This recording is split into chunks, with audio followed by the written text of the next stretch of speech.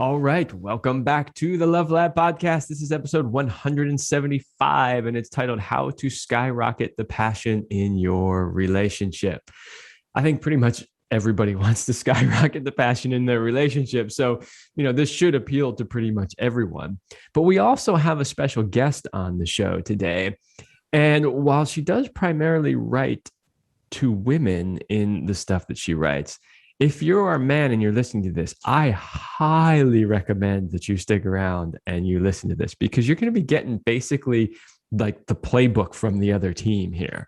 And if you want to understand what's really going on and how to work with that, you really need to listen to this. And so it's interesting because I was talking to Céline.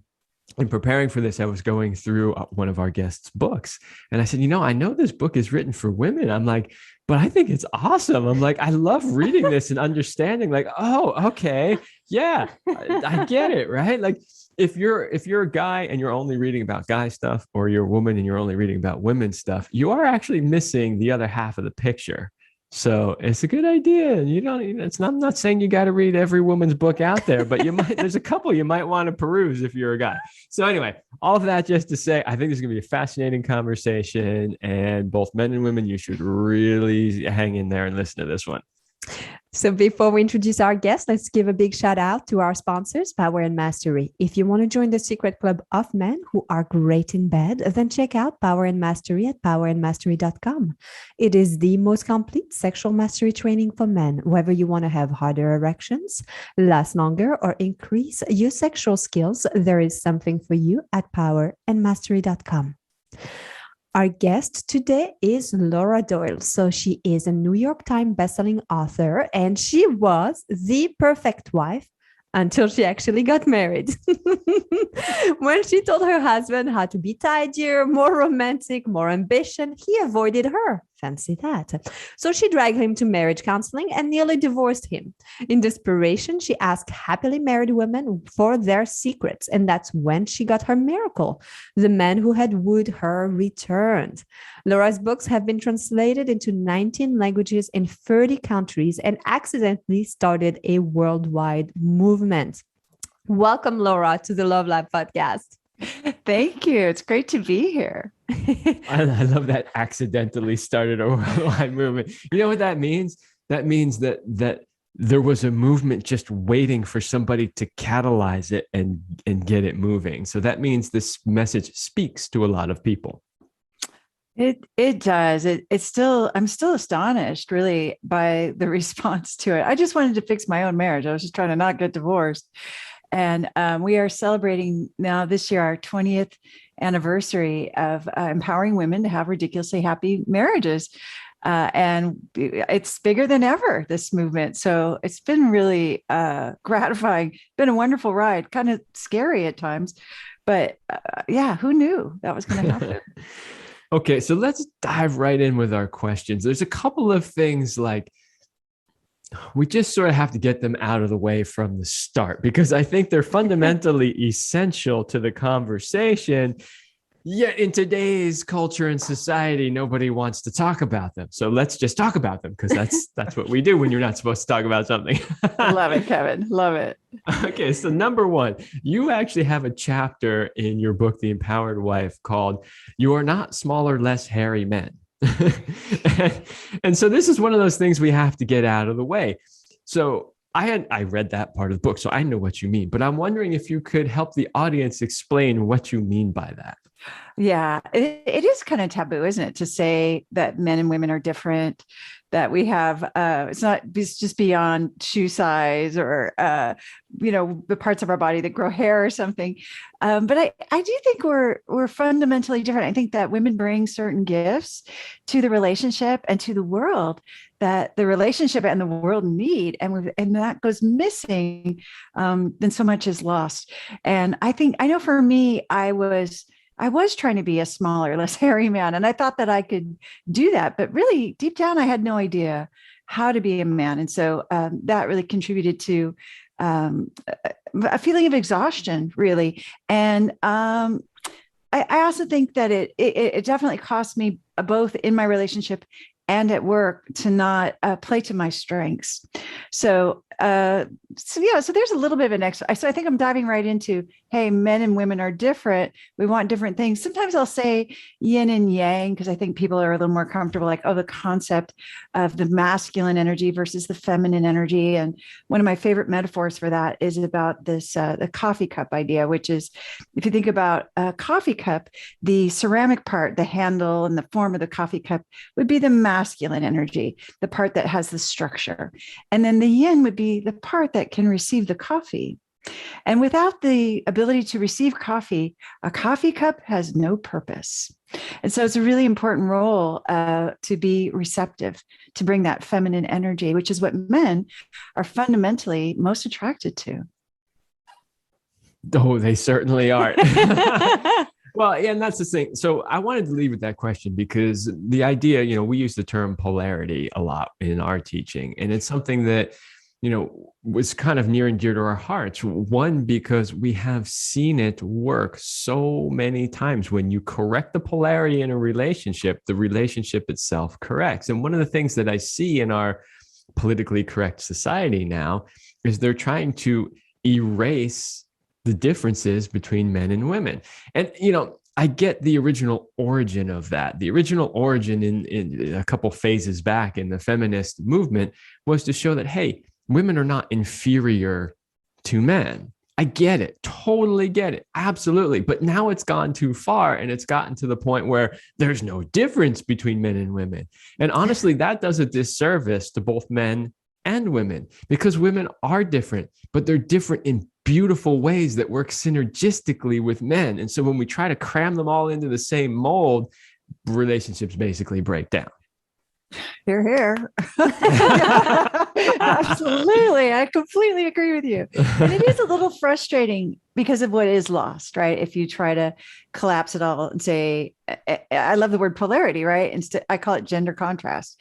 The higher that gender contrast is, the more exciting it is, the more exhilarating it is, the more there is to really appreciate about what the other person is bringing in the relationship. And I love the point that you brought earlier when you said that you were close to exhaustion. And I think this is a really important sign for all the women listening. And, even I know from my personal experience, anytime at the end of the day that I'm exhausted, it means I spent my day in the wrong energy for me, which would be most of the time my masculine energy. I spend too much time. It's okay to step into it to get a few things done for something. I've actually learned over the years that I can get shit done by staying feminine. And so I think this is really important. But that sign, like if you feel exhausted, if you feel depleted, if you feel like you've got too much on your to-do list, you are on the wrong side of the spectrum for yourself as a woman. That is a great measure of it. I have found too, especially in my early marriage, before I knew a lot of the things that I've learned from trying to fix my own marriage, that I would get exhausted because I was trying to control things. I was trying to, which is kind of based in fear, right? If you're not afraid, you don't have to try to control. Like wouldn't have to try to tell my husband, like, hey, maybe you should get a better job, or why don't you see if you can get a raise, or maybe you can get a promotion, right? I was trying to control because I was afraid. I wasn't going to have enough money. Like I'd have to go without something that I wanted. And so that was also an entirely exhausting thing. It's like being stuck in traffic, right? You can try to make the traffic move, but it doesn't work. Or you can just use that time to talk on a phone, listen to music that you love, an audiobook. And I call that surrendering, right? I think surrendering is a really powerful concept that is the opposite of this exhaustion that you talk about. And it's true. It's like control energy, or maybe, just kind of out of your lane energy, right? Trying to do things in a way that isn't suited to your natural abilities. Yeah. And I think that's the key is trying to do things in a way that suits your natural ability. So for instance, like as a guy, our natural ability is to just like a bull kind of ram our heads into stuff and like, just make it happen. We're going to make it happen. Right. But for women, they can do that when they have to. But if they get stuck in that, they're fighting against their natural energy, because their natural energy is to very subtly and very easily get us to do stuff for them and then have us actually enjoy doing it. Like, this is the thing I always say is that women's true power really lies in the way that they can get things done without actually doing them themselves. It's beautiful. I'm telling you, if I could do that a lot, I would. It's the most fun too, isn't it, Céline? Like, it's so satisfying. I think it was Roseanne that said, anything a man can do, a woman can get another man to do it even better than that man. Right. So, I love that joke, but it's a huge, you miss out on so much when you don't know how to receive that graciously. If your training was like mine certainly was, you got to be independent. You don't want to have to depend on a man. You've got to pull your own weight and prove that you have worth. Then I just think about, like, now when I go on an airplane, I'll like, maybe I'll start to like kind of lamely, try to put my luggage in the overhead compartment. And a man is always there to say, would you like me to help with that? I'm like, oh, thank you so much. And he's like, yes, he's happy to do it. I'm so happy I didn't have to do it. It's win-win. We're both like, oh, this is great. He got the gift of being my hero in that moment. Right. Mm-hmm. And that, it certainly translates into my marriage. My husband gets to kill scary spiders for me, lift heavy things. I mean, there's so many opportunities. He makes my tea. I mean, he does a lot of things to delight me. Yeah. And it's the only way to live, right? I mean, yeah. We love to be heroes. As long as you give us the opportunity, we would love to do it. Okay, that's a whole nother discussion. But there's one more question that I want to ask to sort of get something out of the way, and then we can dive a little deeper into some of these concepts. So another thing that you say in your book is that marriage counseling does more harm than good. So my question is, why is that? And what should people do instead? Yeah. And so first of all, I have to say my own experience in marriage counseling really colors this. We went for over a year. We spent over $9,000, and this is over 20 years ago. And I was on the marriage counselor's gray couch when I thought, this is hopeless. He's never going to change. I'm going to have to get divorced, or else I'm going to spend the rest of my life in a loveless relationship. And so I made up my mind that I was going to just bite the bullet and get divorced and admit that I'd made a terrible mistake. And there was just one problem, and that is that I was too embarrassed to get divorced. I didn't want that loss of status. And I'm so glad now, because as a last ditch effort, I decided I would ask women who had happy marriages what their secrets were. And they told me things, and I didn't really even understand. It didn't make any sense. It wasn't what had been modeled for me. Well, my parents are divorced. I was following a failed recipe, and I was about to get the same results. But I was desperate enough to just start experimenting with their ideas. And I remember it was not even that long after I started that I came through the door and my husband's face lit up. He was happy to see me again. And I thought, oh, this is working. And a lot of it was the opposite of what we talked about in marriage counseling. And now, having helped tens of thousands of students not only make their marriages last, but make them thrive, we see that so many of them have also come through marriage counseling and had a kind of a disastrous experience. And I think there's a couple of reasons. I know that marriage counselors mean well. They got into the business to help, not to harm. But unfortunately, I think the structure is kind of a bad setup. I know one of the first things that you typically do in marriage counseling is you sit together and you talk about what's wrong. You focus on what's wrong. And you also, I know one of the things we did was, so I would tell the counselor everything my husband was doing wrong. and since respect is one of the most important things for husbands, for men, I was doing this horribly disrespectful thing, telling a stranger all my complaints and criticisms about my husband. I was digging my hole deeper. I wasn't making it better. So I just remember we'd have big fights in the car on the way home from counseling. And I thought, wait, I don't think we're making any progress here if we weren't. So we're not the only ones. I hear it again and again from my students' stories. So I think that's one of the reasons I thought there's got to be something better. And so it's not that you don't need support when your marriage is hurting, and you certainly don't need somebody to tell you, just get divorced or you should leave him, right? I think that's a very common response that we see. So I've created a a campus with programs where they're all the women that join are standing for the other wives' greatness as women, as wives, and also for their husbands, right? Knowing she wouldn't have married him if he wasn't a great guy. And so she's forgotten. He's got flaws too, right? He's a mere mortal man.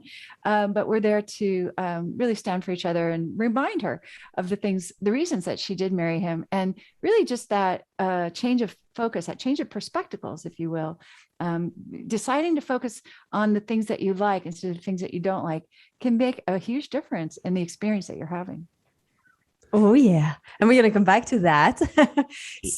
Yeah. We got a couple questions around that. Okay, cool. Please continue. Well, I wanted to ask Laura something because, okay, so if you are listening and you're a woman and you're like, yeah, this is me, I want to change my man, he's not doing the right thing and stuff. I want to say, like, honestly, get the book, The Empowered Wife. It's like a Bible, or sign up for any of Laura's program, coaching, anything like this to get the support you need. Or work with us, with me, whoever you resonate with, it doesn't matter. But really, like, do something and know that there's so much that you can do. What I see is that there are a lot of resources now out there for women, groups and books, but I don't see as much for the men. And that's just kind of where the question is coming from, is like, okay, so now what do we do for our men listeners? Like, let's say that he's like, I want to bring forth change in the relationship. Now, we all know that we women make the biggest difference. And ideally, it should be her taking the initiative and doing those changes. Realistically, I mean, happy wife, happy life. We all know about that. But what can a husband, a man do, in your opinion, if his wife is not yet doing the thing and he's really like, does he just buy the book and leave it on the coffee table? Yeah. Good idea. I love this question because it's something I've certainly wrestled with quite a bit too, because as you point to, women really are the keepers of the relationship. It's back to that coffee cup analogy. If there's no place to put the coffee, then the man has no purpose, right? And there's not much he can do about that if she's not going to be receptive. She holds the key in that regard. However, one thing I will say is I'm thinking of a coach on my campus in particular, and all of our coaches became coaches because they were struggling in their marriages, and they decided to use the 6 intimacy skills and implement a transformation. And now they pass it on to other women. And she was talking about how her husband bought her my first book, which has a really offensive title. It's called The Surrendered Wife. So are you kidding me? You want me to surrender? Like, okay, especially it just feels so unfair, I think, to most women. When you're struggling, you just think that he's doing so many things wrong. And if only he would change, then I could be happy. That was why I dragged my husband to counseling, because that's what I thought was going to happen. The counselor was going to fix him. Then I could finally be happy. I'm pretty sure that's how it works, right? So, and it doesn't work that way. So he bought her The Surrendered Wife, and he had read it. And he said, I think, I would love for you to read this. And she was like, no, I'm not going to read that. That's ridiculous. And then on a really bad day, when she was feeling like her marriage, maybe she was going to end her marriage, she took her baby and she took the book and got on a train and she read the book, just kind of out of that heartbreak, out of that, like, wow, am I really at the edge here? Is this really the part where I break up my family? And she started, her heart softened. She became more open to the concepts, and she felt like she understood some of the things her husband had been trying to tell her for a long time, but they didn't resonate in the right way. So I do think it's powerful if he can find a way to broach, here's a book that says what I want you to know about how much I want to make you happy, or how important it is to me that you feel loved and adored and special. I want to give you all that, something along those lines. I think that's really probably the most impactful change he can make is creating that opening. It has to be done very sensitively, of course. Sure does. Yeah. You might be eating that book for dinner. Exactly. It could really, might have to have it surgically removed later or something, right? Right. Yeah, it'd be bad. It could be bad. Well, luckily the book now is titled The Empowered Wife. So that will It's a different book. Yeah. That will be like a little bit more digestible for her. Like, I want to be empowered, not surrendered. Yes, that's been a big difference. Yes, is inviting women to become empowered. And surrendered sounds like submissive, I think, to people. They think it's or doormat or something. And of course, it's not that. It's more like the thing where you're stuck in traffic, right? You're just deciding, knowing that you can't change anyone besides yourself. So you don't try. You just focus on your own happiness. And that in turn improves the intimacy and the connection. And you become empowered because through that process of really it's accountability. Yeah, the sort of funny joke about it is that once you become empowered, you realize that the way you became empowered as a woman was by surrendering. Yes, yeah, that's one of the great paradoxes, isn't it? And one of the great mysteries about marriage. Mm-hmm. Okay, I have one more question that is sort of around that, like, how do guys do something? Which is that, one of the things, I have a client right now that I'm working with who's been asking this question a lot too, which is, he's trying his best to create change in the relationship. But, when he doesn't know what to do. And when he asks her what it is that she wants, she gives the usual, I don't know. So the question is a husband and wife, they are struggling in their relationship and he wants to do something about it, but she doesn't know what she really needs in a relationship. How can he possibly help her to understand what it is that she needs?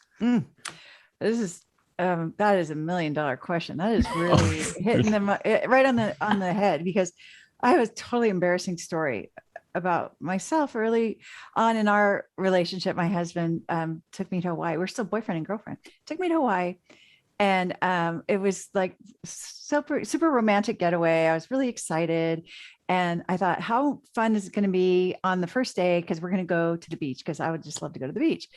And but instead of saying I would love to go to the beach, I said, well, what did you want to do? Because I didn't want to have any conflict or anything. And he said, well, let's go see a volcano. I'm laughing. I'm like, a volcano? Like, oh, all right. I didn't want to do that at all, but I thought, okay, I'm just going to suck it up because I don't want to fight about it, so we'll just go see a volcano. So we're driving in the car and there's no volcano for a while. You just see like little molten rocks on the side of the road. And so I started getting upset. I was like, I was like, this is not really what I wanted to do. And he said, is something wrong? And that's when I said, did you think this was going to be fun? Because I don't think it's fun at all. I think it's stupid. You didn't even ask me what to do. You're going to the beach. So he saw a volcano. All right. Right. Not the kind that he had in mind. And I just feel so sad for that earlier version of me who just had no concept how to say what she wanted. And if you can't say what you want, you're never going to get what you want. And a lot of times it is even like you're saying, Kevin, we don't even know what we want. We haven't asked ourselves. Or it's something come up not so long ago. I've been at this for 20 years. You'd think I'd be better at it by now, but I have always wanted to have a pool. I really just wanted a pool. And we don't have any kids or anything. So I was like, oh, it'd be great if we had kids. I could say, the kids need a pool. But no, I just wanted a pool. And it was just really hard for me to own that. I felt kind of guilty. It feels kind of frivolous. But I finally just said, you know what? I would love a pool. And, they just sprayed the concrete on our pool. We're getting a pool. So it's funny how like once I desire so much the seat of feminine power, right? This is how we move mountains without moving a muscle, is by expressing our desires in a way that inspires him. And that's a whole training on my campus, is how to express your desires in a way that inspires. So I think from a man's point of view, I think that could really be a thing that he focuses on. He could be really saying, I just want to make you happy. I just love knowing what it is you want. And I think sometimes from a woman's perspective, we think it's like demanding. Like I remember one student was talking about how her sister-in-law would say like, oh, I want to go to Mexican food, and she was like, whew, kind of pushy, but the husband loved it. He's like, oh, she wants Mexican food. And then they'd get there and she'd say, I want to sit in a booth. And he's like, oh, we'd like a booth. And then he got to be her hero again, because he knew what she wanted. So I mean, besides saying, I really would love to know what you want so that I can make you happy. She holds the key to that one. She's got to be willing to express it. Mm-hmm. I gave him the right advice, apparently. Well, because basically what I told him was the same thing. I said, it's all in how you ask, right? And I said, basically what you want to convey to her is that you want to know what she wants so that you can give it to her because you genuinely want to make her happy. That's right. And I think it's interesting. I've asked thousands of men this question, which Kevin, I have to ask you now because I just want to hear it out of your mouth, but because they've all pretty much said the same thing. No pressure. Hope you give the right answer. But, so how important is it to you that Céline is happy? Oh, it's like basically number one in the relationship. I mean, is there anything more important than that? I mean, that's what thousands of men have told me. Every single time I ask, they say it's the most important thing, or it's everything. In the United Kingdom, they say it's imperative. So I get this feeling that men are wired for our happiness, to make us happy, which is a wonderful thing. But I think a lot of women don't believe it because they aren't feeling happy in their marriages. And it's really because they're unwittingly creating other conflicts, maybe by not knowing that they're being too helpful, not knowing that they don't know what they want, for example, is another one, right? Or not knowing how to make themselves happy is another one, very common one. As guys, I mean, basically, most of us get either consciously or at least subconsciously that if she's happy, then that in turn will mean we will be at least more happy, if not happy ourselves, right? Like we kind of intuitively get that, as guys, we're really pretty simple creatures, actually, like we don't require a whole lot. We don't really need a whole lot. We tend to like set up our world a certain way and we're like, okay, great. We got it. And so for us, the fact that she's happy fits into that little world that we try to build for ourselves, our little kingdom perfectly. That's what we want. We want to come home to a happy wife. That's like an essential part of the of the kingdom. And is there anything more frustrating than when she's not happy and you can't fix it? Mm-hmm. It's kind of the worst, right? All right. So we're going to come back to some of the passion thing here, because I think we understand now a lot of dynamics. We've cleared out the fact that men and women are indeed different. We have a lot of similarities, but we are very different too. And rather than trying to bridge that gap and like become the same, like the more we can stay in our opposite, the better things are, the better our attraction and passion towards one another, for sure. So when it comes to increasing the passion in a relationship, where do most people go wrong? Well, speaking from my own sad experience, I know one of the things that I used to do in the bad old days of my marriage was, I just remember my husband would be watching TV. He was probably trying to like escape from his mother wife, right? Because I was really controlling. And I would go over and stand with my hands on my hips and say, the average couple has sex 2.5 times per week. And we haven't done it for like 2 months. So I think we should do it. And I thought he was going to jump off the couch and just carry me into the bedroom, but that never happened. So sad, right? So I thought, something is wrong with him. I know men love sex and he's just not interested. What could it be?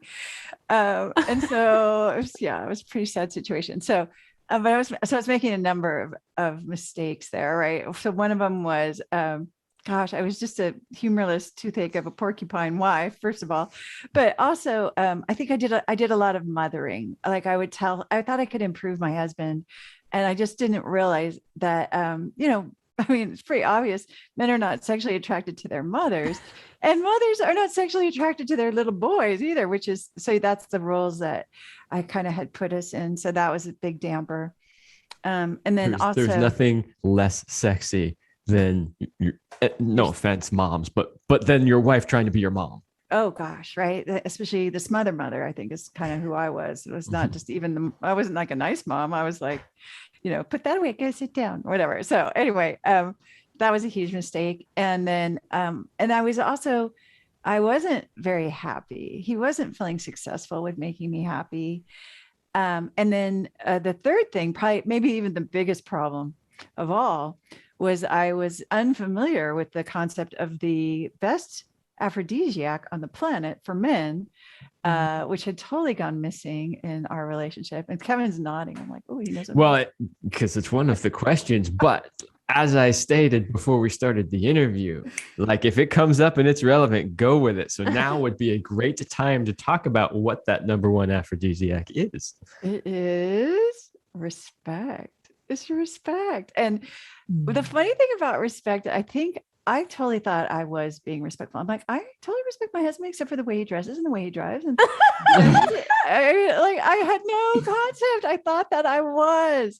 And I find this is really common with women, that we don't really know what respect looks like. I remember one time I was writing a blog and I was explaining kind of like what I'd learned about respect. And I was thinking, this is so weird. Like my feminine brain does not see the world the same way that men do, because one of the things that I have found my husband just absolutely loves and is a wonderful aphrodisiac is that when I'm not respectful, for example, and I'll tell you another embarrassing story about this was we were at a restaurant one time where, and it was just like a swanky restaurant on a Saturday night. This place is just jumping. The waiters are flying. The music's playing. People are laughing at the bar. And we're just having this really nice time. And we're talking about his work. And then I said something critical about one of his clients, and really there was a subtext of like, you shouldn't give that client good treatment because they don't, whatever, because they're not a good client. So it was like me trying to control how he runs his business, which he had for like 20 years. And he was doing fine with his business. He didn't need me to tell him how to do it. And so immediately I say this, and all of a sudden he gets this look on his face, like, and then the waiters stop, the music stops, like people stop laughing at the bar. Like our good time is over. Like it's about to go really bad. And I was like, and I'm realizing like something's wrong here. I go, oh, was that disrespectful just now? Because I didn't really want to be accountable. And he was like, yeah. I'm like, oh. And then I kind of got there. I was like, okay, well, I apologize for being disrespectful when I tried to tell you how to run your business. And he's like, thank you. Like I thought he was going to say, oh, no, you weren't. No, he's like, thank you. And then all of a sudden the music comes back and the waiters come back and the bar is thriving again. And our good time is back. And it was like the whole night was saved. And I thought like women don't think of that as disrespectful. Like it's just me giving my opinion. I'm just like being the devil's advocate here. I'm being helpful with your business or whatever. And no, like he wants me above all to see him as competent, capable, and smart. And when that goes missing, wow, it really can be a big breakdown in the intimacy in our relationship. Yeah, that is pretty huge for sure. And, I think a lot of times with these things is all about how you say it, right? Like you probably could have made the same, you could have given the same opinion, but done it in a way where he didn't feel challenged and disrespected. And I think that's a pretty big key that I see a lot when I'm working with men, because I primarily work with men unless I'm coaching with Céline, and then we're working with couples. But I talk to these men and this is where they have an opportunity to tell me all the stuff they really want to say, but can't say in front of their wife, And a lot of the times it's like, they tell me the actual words that their wife say to them. And I'm like, whoa, like, ooh, that was rough. But a lot of the times it's not that what they said is necessarily wrong. In other words, a lot of times the thing that they're trying to tell their husband is a valid thing to tell them. It's often the way that they say it. Sometimes it's completely invalid, but a lot of times it's just the way they kind of like, shove the dagger in there rather than doing it in a nice way. Yeah, it really, I think that was definitely a big problem in my marriage. I was definitely saying things really poorly, but I think in addition, I think because I was so controlling in so many areas, it really was this overarching message of like, I don't really trust you. I don't really think you're capable. I don't really think you're competent.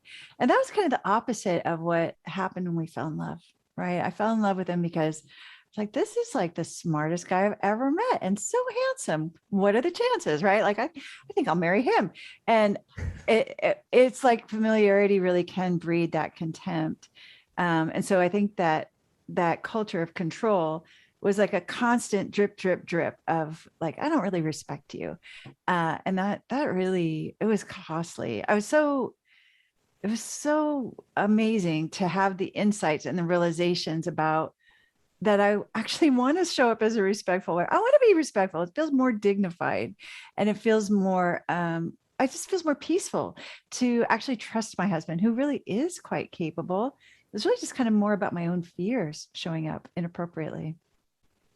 I love too the part of when we change and we see the behaviors that we no longer want to do, we'll fuck up.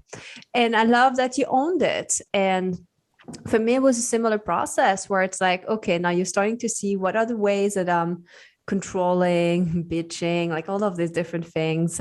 And then when you watch yourself doing it, well, you stop yourself midway if you can, or just as you did it. And then comes I have to acknowledge that I was really out of line. And that's the hardest part. But once you do that, and I like the words too, I apologize, so much better than I'm sorry, because I think that when you say I'm sorry, oftentimes it's disempowering and it's also still kind of victim mode. When we say I apologize I feel like I'm really taking ownership for something that I've done and I'm not proud of it, and that really changes how the other person hears it and receives it. And I love that that's the words that you used in that context. And I love that you gave that example for anyone listening, like, you will fuck up, you will say things that you didn't mean. And that's just part of being human and owning, like, if you just tell you, man, I apologize. I didn't mean to be rude. I'm just so cranky and tired today. And I forgot to let you know about that. I mean, I still have days like that. And then because like, great, awesome. Like we're done. We can drop this. If I was like, I'm not going to admit that I'm cranky, like this is going to go on for days. That's right. That is right. It's so hard to admit it. Sometimes I'll do that though. I'll just be like, today I'm bratty brat, like I'm just owning it. Like, hey, I'm just not feeling like I'm going to be positive today. So I just want to warn you. And then of course, as soon as you bust yourself, it's like, you can't hold on to it. You can't stay cranky after that. So that accountability really is powerful. I totally agree with what you just said, Céline. Well, it's powerful on both ends too, because from the man's perspective, if the woman doesn't own it and she's just being a brat, and he's over there going, I know she's being a brat, but she's not admitting it. Then we start, it really pisses us off because we're like, well, I can very clearly see what's happening here, Whereas if you simply say you're being a brat, we go, well, she knows she's being a brat. I know she's being a brat. Well, we're all good with it. Like, It almost makes you want to go into like comfort her after that, probably. Right. Like, I'm just like not in a good way right now. Like, so then you're kind of like, oh, okay, come here. I'll give you a hug or something. Yeah. It's much easier for us as men to not take it personally when the woman is owning her behavior. We just go, okay, that's where she's at right now. And she's aware of it. I'm aware of it. So we'll just wait. Tomorrow will be a better day, or what can I do? The other thing is, what can I do to shift that for you? That's another thing. Like the problem is if she's not owning it, then there's nothing you can do because it's all your fault. Right. That's right. That blame and Whereas if she's like, I'm just being a brat today, I can say, well, is there something I can do for you? What would make it better for you? Yeah, totally. I know I used to do a lot of like criticizing my husband for criticizing or blaming him for blaming. It's like, wait a minute. Hold on. It's the opposite of accountability, but it seemed reasonable at the time. So this conversation has been Absolutely fantastic. We have a couple more questions, and I've been so immersed in the conversation, I forgot to do our little special offer to our listeners. So let's do that now. This is for all of you listeners who are in a committed relationship and you feel stuck in a rut. You are going through the daily motions and you're not connecting the way you used to. And maybe you're tired of having stale mechanical sex that lacks spontaneity and fun, and you don't want to live a life of average. Then Kevin and I would like to invite you to join our highly sexed Power Couple Platinum program. If you give us 90 days, we will help you bring the passion back between the sheets and be synced up sexually so that you can thrive with more purpose and passion in life. So go to CelineRemy.com/passion to learn more about our program. And we want to help you get there. All right, we've got 3 more questions and they're all essential. We can't skip any of them because they're too good. So we're just going to have to, however long it takes to get through them. Fair. Okay. First one is, you talk about the most powerful intimacy skill of all. And it's a perfect time to ask this question because we just talked about the aphrodisiac that works, that's the best and free. And this is kind of right along the same lines of that. Can you tell the listeners what that most powerful intimacy skill is? Sure. I call it the spouse fulfilling prophecy, which, so this is the skill, it's under the skill of gratitude, which I think we're all taught, you should be grateful. Don't forget to be grateful. But I mean, I feel like I was never taught how magical it is, how much I feel like, how powerful it can be to really focus on the experiences I want to have instead of the ones I don't. And I'll give you a little example of this. I was listening to years and years ago, I listened to Lee Miltier talk about her course on the power of autosuggestion, which is when you say things to yourself like, I ran a marathon, or I have a successful business, or things that you want to be so, even though they're not so yet. And one of her students left this class and thought, I've been auto-suggesting to my husband that he loses his temper a lot. And that's not what I want to be focusing on. That's not what the experience I want to have. So she decided she was going to start saying, that's not like you to lose your temper. So she went home, she waited for him to lose his temper, and she didn't have to wait very long. And then she delivered her line. She's like, that's not like you to lose your temper. And he just looked at her funny, like, what are you talking about? And their 12-year-old son said, yes, it is, Mom. He always loses his temper. And then she thought, well, I got nothing to lose here because this wasn't going well for me before. I'm just going to stick with my new habit. So she kept saying it whenever the time seemed right. And they were at a restaurant not too long after that. And he started to feel like, I've got a good mind to call the manager over here and tell him how long I've been waiting. And then he stopped himself and he said to her, that's not like me to lose my temper, is it? I fell on the floor like, yes. Oh my gosh, people live up to our expectations for them. So I heard this and I thought, well, I had been nagging my husband to get a raise, get a better job, get a promotion, make more money. And I'm such a good manifester. Like, he quit his job. He was making no money because that's what I was focused on, right? Not enough money. And he heard that loud and clear. And so I was so seething with resentment. I was so mad. And I just thought, well, I'm going to change it up. And so I decided to start saying to him, you've always been a good provider. And then just for fun, I also started calling him Mr. Moneybags. And around that time, he started this business, the one that I was criticizing at the restaurant. Yeah, but it was super successful. It was more successful than he'd ever been in his previous jobs. He'd never had a business before. But all of a sudden, he became this really good provider. And so you might say it's a coincidence, but I had a completely different experience by choosing my spouse fulfilling prophecy and then finding evidence for it. So it's not just a bold-faced lie. It feels like it at first, but then really looking for the pieces. Like, he would get a check in the mail and I'd go, oh, look, Mr. Moneybags, you can take me out to sushi tonight or whatever. I'd say something to just reinforce why I see him as a great provider and Mr. Moneybags. So that is one example of the power of the spouse fulfilling prophecy. We have women use it for, one woman used it for, her old one was, you never want to spend time with me. And we came up with that it might serve her better to say, I know you want to spend time with me. And so one Saturday morning they got up and she was thinking they were going to spend the day together, and he got a call from his friend and they were going to go surfing. And she got so upset. She's like, you never want to spend time with me. She went right back to the old one. And then she walked away. And then she realized like, oh, I was going to use that new spouse fulfilling function. She went back and she said, I'm really sorry I got so upset. I know you want to spend time with me. And then she left again. And a few minutes later, he comes back in the room and he goes, I told my friend I couldn't go surfing today. And she's like, you did? Why? And he goes, I want to spend time with you. Mm-hmm. Absolutely. We have a slightly different version of that we do. We call it the appreciation game, but it works very much the same way. We're not so much trying to auto-suggest in a sense, but what we are doing is telling each other on a regular basis the things that we appreciate about them, which of course then reinforces those behaviors and those things. And it doesn't matter how bad your day is. You basically can't be in a bad mood when your spouse says, hey, you know what I really appreciate about you is you do this thing and it always works out this way. And it doesn't matter how just pissed off you are at the world. You're like, hey, thanks for noticing that.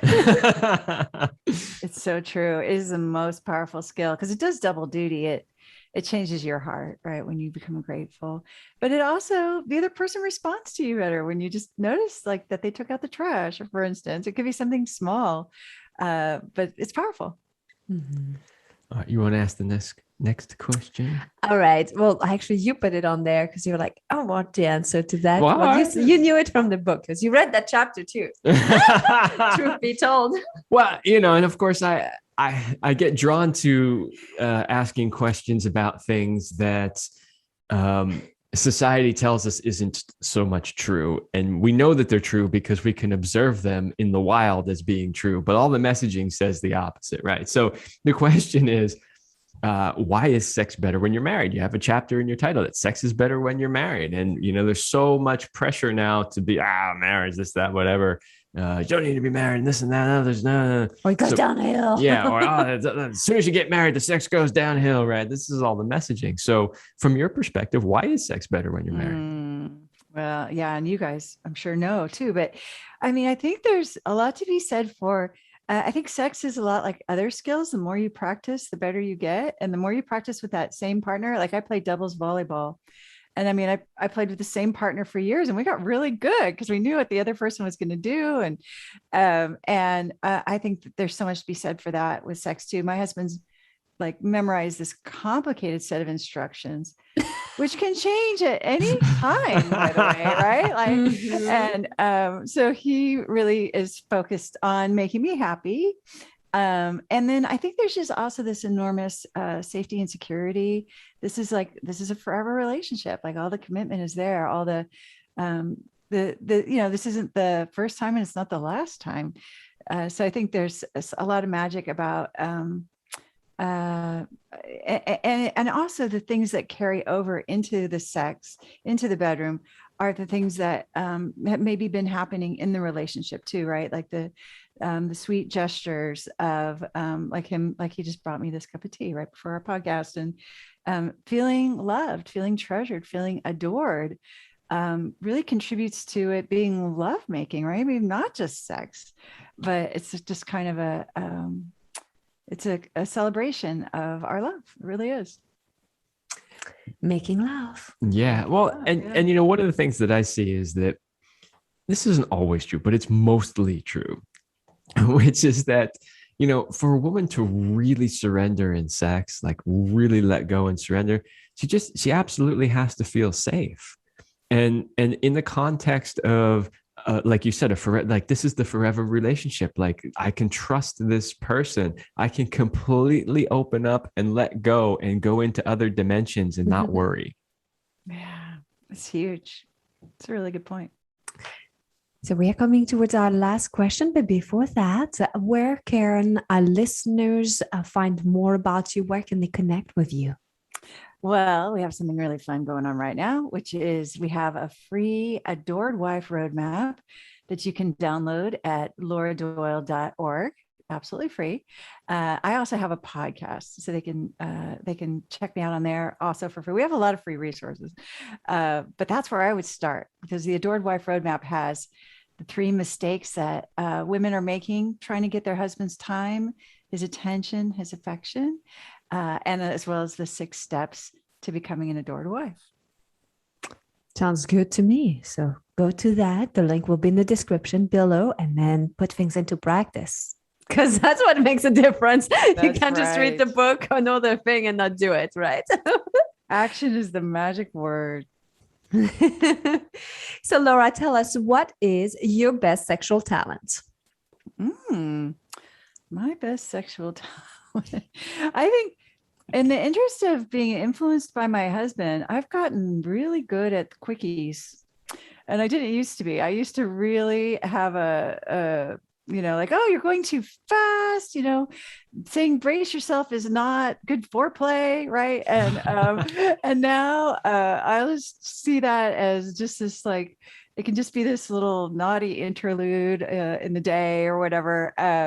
So I think like my receptivity, like just being available. My husband knows I'm a sure thing all the time. Yes. So yeah, and he loves it, and I love it too. Why would I pass up the opportunity for that pleasure, to feel that connection, to feel special, to feel loved? Yeah. That's Love a good it. one. Yeah. I think that's the first time we've ever gotten that answer. We asked that question to all our guests, and we love to hear the responses. I think that's the first time that anyone's given that one. That's a great answer. Thanks. All right. Well, we could go on forever and ever, but we're already over our usual allotted time for this podcast. So thank you so much, Laura, for coming on the show, for sharing your wisdom with the audience. It was great to have you. It's been wonderful. Thank you so much for having me on the show. I enjoyed talking to you so much. All right, everybody, that's all the time we have for this episode, and we will see you next week.